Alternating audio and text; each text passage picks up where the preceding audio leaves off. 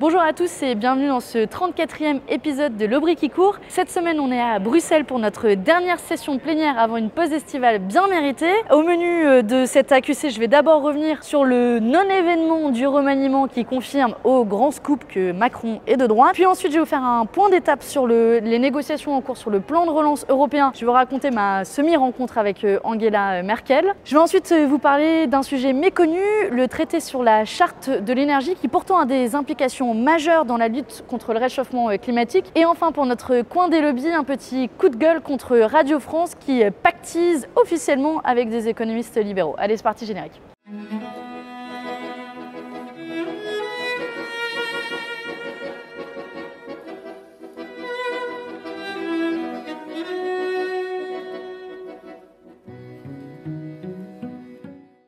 Cette semaine, on va vous parler du remaniement. C'était la grande actu médiatique. Pas sûr que ça ait autant passionné les Français. Ça a surtout passionné les éditorialistes. Bon, on va quand même essayer d'en tirer quelques leçons. D'abord, la nomination de Jean Castex comme nouveau Premier ministre, qui était quasiment un illustre inconnu. D'ailleurs, je pense que j'avais beaucoup plus d'abonnés que sur Twitter que lui au moment où il a été nommé.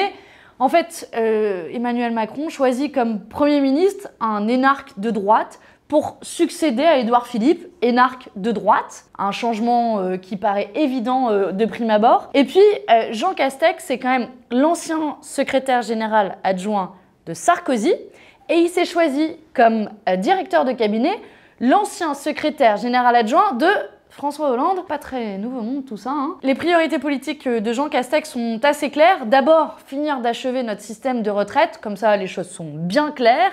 Et puis surtout, dire aux gens qu'il ne faut pas trop attendre d'aide de l'État. Pour ceux qui croyaient au monde d'après, je pense que vos illusions maintenant sont bien terminées. Au final, l'unique leçon à retenir de la nomination de ce nouveau Premier ministre, c'est qu'Emmanuel Macron a placé là un homme de main qui sera dans l'ombre d'Emmanuel Macron et surtout qui lui permettra de gouverner seul, tout seul, de régner en maître. C'est la version extrême de la 5e République hyper présidentialiste, d'une 5e République dont il est plus que jamais temps de tourner la page et qu'on la foute bien à la poubelle et qu'enfin vienne la 6e République. Sur la composition du gouvernement, ce qui est frappant, c'est l'incapacité totale d'Emmanuel Macron à attirer de nouveaux profils. Et le résultat, c'est qu'en fait, il joue à un jeu de chaises musicales avec les derniers fidèles de la Macronie. Gérald Darmanin, du budget à l'intérieur. Elisabeth Borne, de la transition écologique au travail. Amélie de Montchalin, des affaires européennes au budget. Et vivons c'est l'histoire. Gabriel Attal, de la jeunesse à porte-parole du gouvernement. Je voulais être très heureux pour toute la... Bon, déjà, il y a 2/3 du gouvernement qui restent en place et qui changent juste de portefeuille comme si vous aviez des compétences interchangeables. Bon, entre nous, il y a quand même quelques départs qu'on ne regrettera pas parce qu'ils étaient des purs produits d'Emmanuel Macron et détestés par l'opinion. Castaner, le champion de la castagne policière. Muriel Pénicaud, la fossoyeuse de notre code du travail. Sibeth Ndiaye, la porte-parole du gouvernement qui était prête à mentir. Et pourtant bien des gens... Ou encore Nicole Belloubet, l'embastilleuse. Deux arrivées coup de com' laborieux pour que les éditorialistes de BFM aient quelque chose à se mettre sous la dent. Roselyne Bachelot, la chroniqueuse en pré-retraite nommée à la culture. Télévision même le soir de Noël. Et bien sûr, Éric Dupond-Moretti, l'avocat sexiste nommé à la justice en forme de grosse provocation. Il pourra m'expliquer que non, rien n'a changé. Du côté de l'écologie, reléguée au second plan, on a Barbara Pompili, la spécialiste de la trahison, qui est passée des Verts aux socialistes jusqu'à la République en marche, où elle était à l'Assemblée nationale la caution faussement écolo.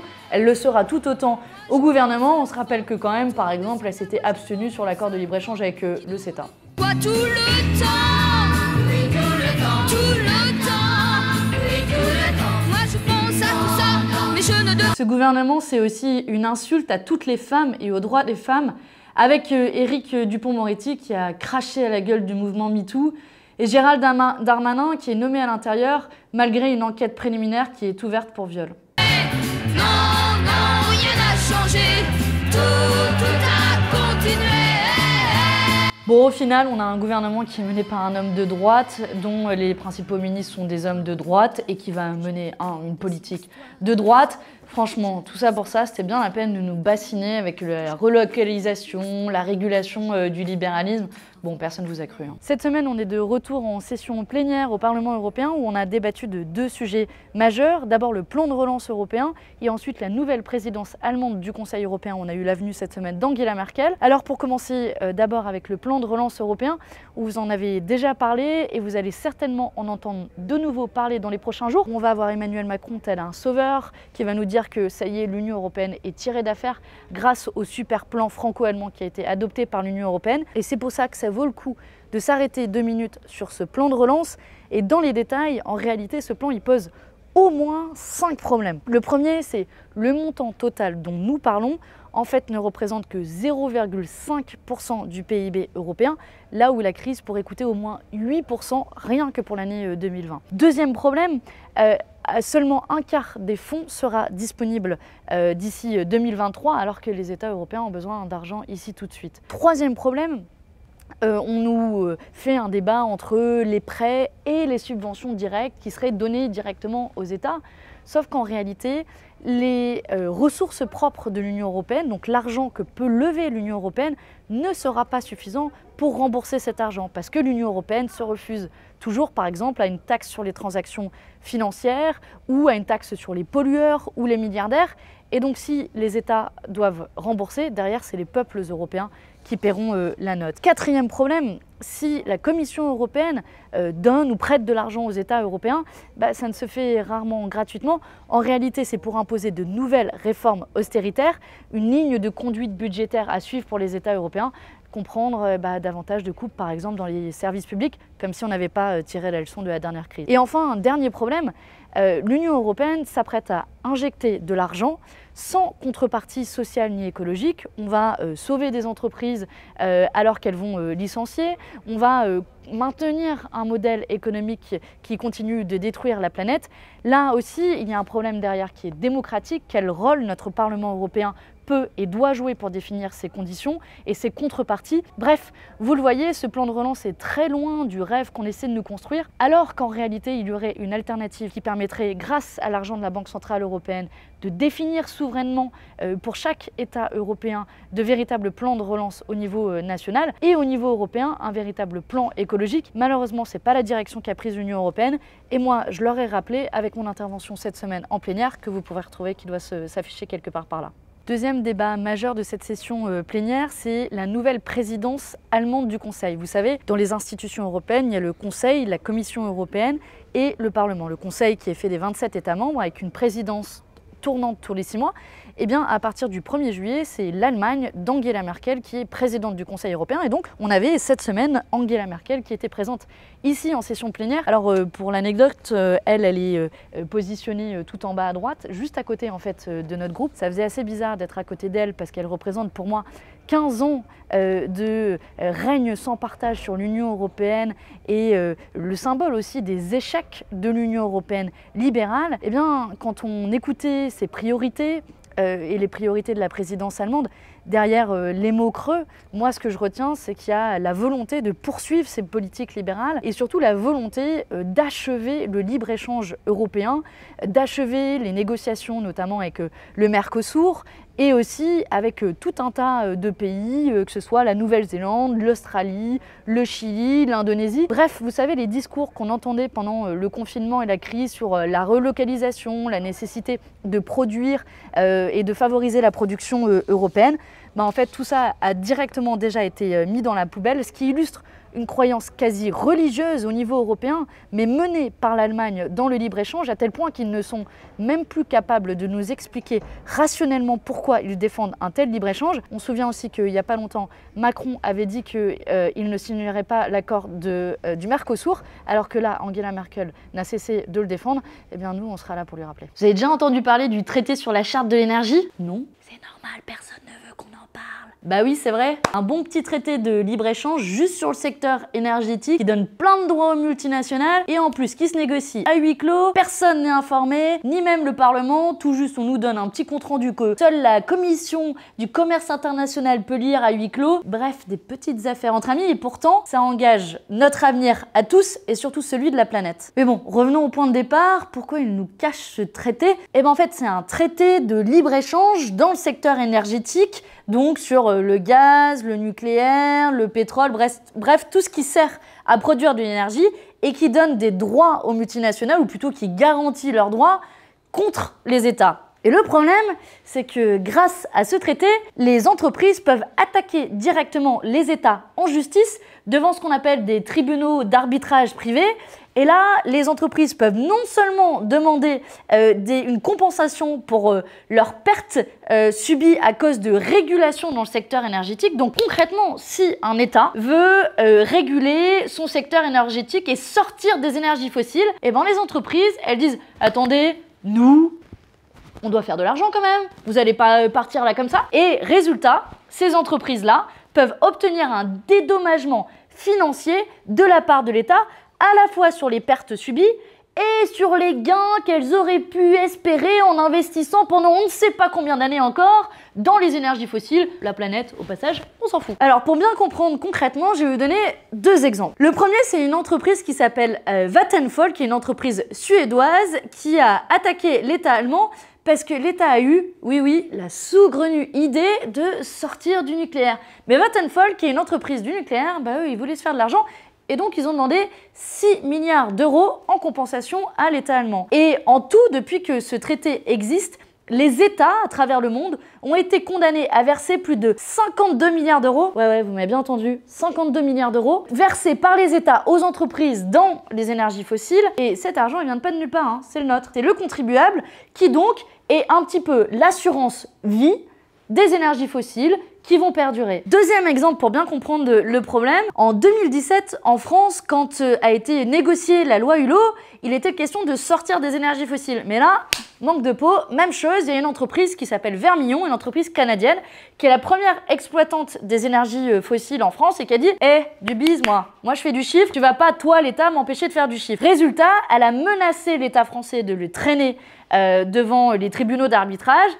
Et manque de peau, eh ben, ça a fait peur à l'État français qui se dit non, on va peut-être pas réguler tout de suite les énergies fossiles. Et on voit qu'au final, ce traité sur la charte de l'énergie, c'est même un outil de négociation pour les entreprises pour garantir qu'elles puissent continuer à investir dans les énergies fossiles pendant longtemps au mépris de la planète. Bon, et après tout ça, vous allez me dire, ce traité sur la charte de l'énergie, bah, il faut s'en débarrasser, ça consacre le droit des multinationales et des énergies fossiles plutôt que les énergies renouvelables, et avec ça, on ne pourra pas changer de mix énergétique. Bah, en fait, l'objectif des négociations qui se déroulent en cours à huis clos, c'est pas du tout ça, c'est plutôt de l'étendre pour faire en sorte qu'il y ait le plus d'États qui rentrent dans ce traité.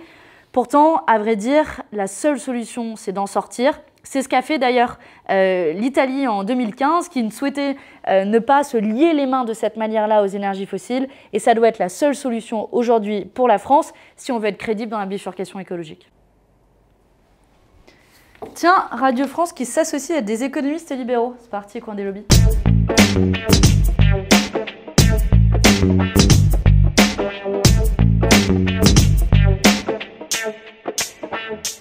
Cette semaine, pour notre coin des lobbies, un petit détour par la France pour pousser un petit coup de gueule sur l'absence de pluralisme dans les médias, notamment sur les questions économiques. C'est Mediapart qui révèle un énième poteau rose, une belle fusion entre les intérêts privés et le service public avec un projet de partenariat entre le Cercle des économistes et Radio France. Alors, dit comme ça, le Cercle des économistes, ça sonne bien, sauf qu'en réalité, si vous regardez, c'est un groupe d'économistes libéraux. On allait faire un petit tour sur leur site et vous voyez à quel point ils promeuvent à la fois le libre-échange, la baisse des dépenses. Chaque année, ils font une petite sauterie qui s'appelle les rencontres économiques pour l'avenir et Radio France leur a proposé cette année un partenariat direct. Alors, je cite exactement ce qu'ils ont voulu faire ensemble. Ils ont voulu faire une association commune pour promouvoir ces rencontres et développer la culture économique auprès d'un vaste public. Sauf qu'en fait, cette culture économique qu'ils veulent promouvoir, elle est pas neutre, c'est promouvoir une certaine vision de l'économie. Alors heureusement, grâce à la mobilisation notamment des syndicats en interne, la direction a un peu pédalé, mais rien ne nous dit par ailleurs que le projet ne verra pas en tant que tel le jour dans les années futures. Et puis de manière plus générale, ça pose la question de la parole experte, la parole des économistes dans les médias. Le profil type d'un expert économiste dans les médias est un libéral qui prône moins de dépenses publiques, qui nous assomme sur la dette, attention il va falloir faire des efforts, qui prône une réforme du code du travail, moins d'impôts ou plus de libre-échange. Pour ceux qui écoutent par exemple France Inter tous les matins, tiens, vous avez une chronique de Dominique Seux, sans contrepartie. Il y avait fut un temps Bernard Maris, mais uniquement une seule fois par semaine.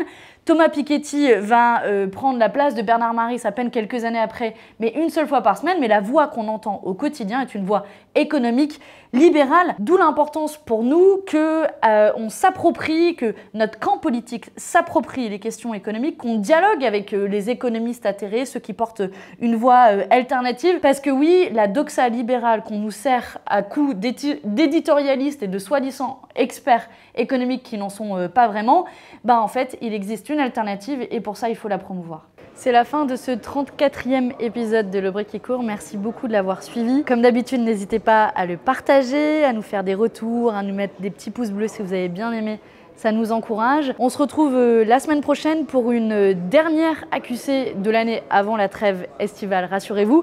Et pour les 1 an de l'AQC, parce qu'en fait ça fait 1 an qu'on est arrivé au Parlement et qu'on fait ces épisodes hebdomadaires, on vous réserve une petite surprise, mais pour ça il faudra attendre la semaine prochaine. D'ici là, portez-vous bien. N'oubliez pas aussi d'aller en manif samedi prochain, une manif contre les violences policières, manif conjointe aussi avec le mouvement climat, et pour cela c'est assez inédit. Et puis d'ici là, moi je vous quitte avec une petite musique que j'aime bien, une autre musique syndicale que je voulais vous faire découvrir. Which side are you on? De quel côté êtes-vous? Et je me suis dit que c'était assez bien approprié à la fois au remaniement, à Angela Merkel, bref, à toute l'actualité du moment. Allez, which side are you on? Come all of you good workers, good news to you I'll tell, of how the good old Union has come in here to dwell. Which side are you on? Which side are you on? My daddy was a miner and I'm a miner's son, and I'll stick with the Union till every battle's won. Which side are you on? Which side?